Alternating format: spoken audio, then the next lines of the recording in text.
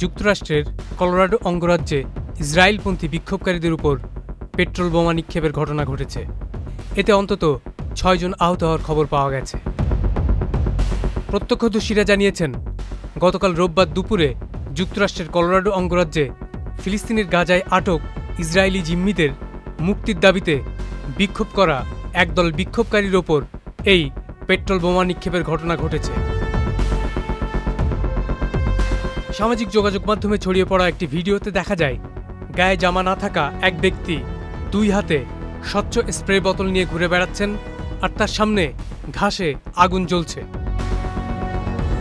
ভিডিওতে আরও দেখা যায়, লাল টি শার্ট পরা কয়েকজনের দিকে তাকিয়ে ওই ব্যক্তি চিৎকার করে বলছিলেন, জায়নবাদীরা নিপাত যাক, ফিলিস্তিন মুক্তি পাক, তারা খুনি। লাল টি শার্ট পরা ওই ব্যক্তিরা তখন মাটিতে পড়ে থাকা একজন ব্যক্তিকে শুশ্রূষা করছিলেন। খবর পেয়ে কলোরাডো পুলিশ দ্রুত ঘটনাস্থলে পৌঁছায় এবং আগুনে পড়া সহ একাধিক আহত ব্যক্তিকে দেখতে পায়। তাদের মধ্য থেকে আহত 6 জনকে হাসপাতালে ভর্তি করা হয়েছে।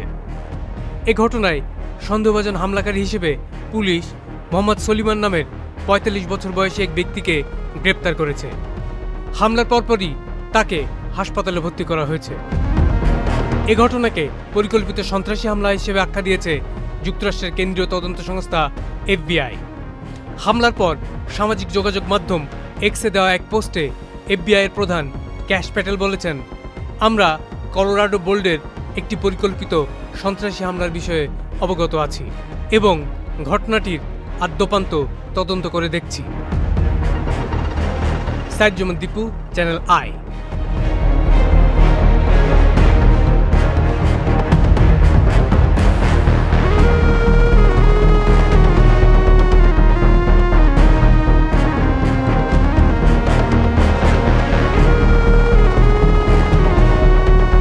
এই ঈদে জামা জুতো অ্যাক্সেসরিজের ডিসকাউন্ট।